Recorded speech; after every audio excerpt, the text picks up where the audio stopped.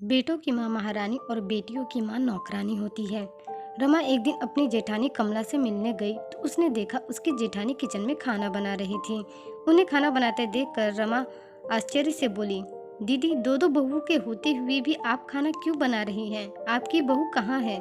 आप तो कहती थी कि बेटी की माँ नौकरानी होती है और बेटे की माँ महारानी, जिसे बना बनाया खाना मिलता है, परंतु यहाँ तो मैं उल्टा ही देख रही हूँ। यह सुनकर कमला शर्मिंदा होते हुए बोली, यही घमंड तो इंसान को ले डूबता है। काश मैं बेटियां होने पर तेरा दिल नहीं दुखाती। मुझसे अच्छा सुख तो जिंदगी में तू पा रही है। तेरी दोनों बेटियां तेरे पास बारी बारी से आकर तेरी सेवा करती है और मेरी दोनों बहुएं आराम से 11 बजे दिन तक सोती रहती हैं। फिर उठने के बाद मुझसे ही खाना मांगती है। मेरी दोनों बहुएं अभी तक सो रही हैं। बेटे भी मेरी सुनते नहीं हैं, बस हमेशा अपनी पत्नियों को खुश करने के लिए उनकी हाँ में हाँ मिलाते रहते हैं।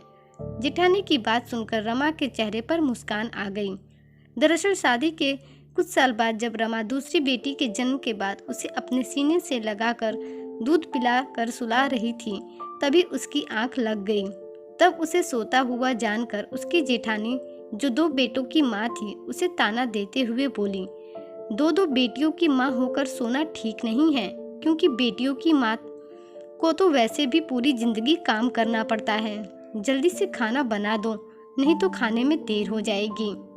जेठानी की बात सुनकर रमा मुस्कुराते हुए बोली, दीदी, बेटों का इतना घमंड करना ठीक नहीं। कभी कभी सोचा हुआ भी उल्टा हो जाता है। बेटियां पराए घर में जाने के बाद भी अपने माता पिता के पास आकर उनकी सेवा कर देती है और बहुएं पास रहते हुए भी सेवा करने से इनकार कर देती है। तब रमा की बात सुनकर कमला चिढ़कर उससे कहती है, तू मेरे बेटों से जलती है, इसलिए ऐसा कह रही है ना? बेटों की माँ महारानी और बेटियों की माँ नौकरानी होती है। दीदी, इसमें जलने की क्या बात है? मैंने तो यही सुना है कि बेटियों की माँ महारानी होती है। रमा ने हंसते हुए कहा। तो कमला चिढ़ते हुए बोली, यह तो वक्त ही बताएगा। अब जल्दी से उठकर खाना बनाओ। यह कहते हुए वह खाना बनाने की बजाय ड्राइंग रूम में जाकर टीवी देखने लगी और रमा रसोई में जाकर खाना बनाने लगी। कमला ने दोनों बेटों को जन्म देकर उनको महंगे स्कूल में दाखिला तो दिला दिया था, परंतु उन्हें कभी अच्छे संस्कार नहीं दिए। रमा ने अपनी दोनों बेटियों को शिक्षा के साथ साथ अच्छे संस्कार भी दिए थे, जिसके कारण वे दोनों अपनी मम्मी पापा का बहुत ख्याल रखती थीं। उन पर हुक्म चलाने की बजाय अपने माता पिता की सेवा करती थीं। कुछ समय बाद जब कमला के बेटों की शादी का समय आया तो उसने अपने दोनों बेटों का बहुत ही धूमधाम से विवाह किया। तब घमंड के कारण उसके पैर जमीन पर नहीं पड़ रहे थे।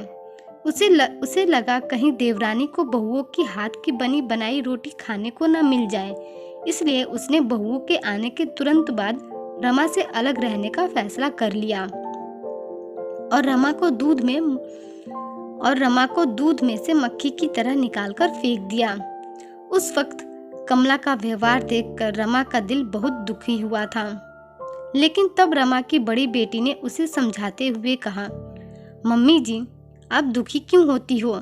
हम है ना, हम दोनों आपको कभी भी अकेला नहीं छोड़ेंगी।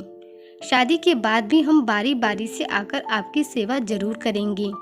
तब बेटी की बात सुनकर रमा के चेहरे पर मुस्कान आ गई। लो, चाय पी लो। जैसे ही कमला ने कहा तो रमा अतीत से वर्तमान में आ गई और अपनी जेठानी का बेटों की माँ होने का घमंड टूटते हुए देखकर अपनी बेटियों पर गर्व की अनुभूति हो रही थी। जिन बेटियों के जन्म पर अधिकतर लोग दुखित होते हैं, वही बेटियां बुढ़ापे में अपने माता पिता के जीने का सहारा बनती है, जबकि बेटे अपनी अपनी पत्नियों को लेकर अलग अलग रहना शुरू कर देते हैं। जैसा पत्नियां कहती हैं, वे बस वैसा ही करते जाते हैं।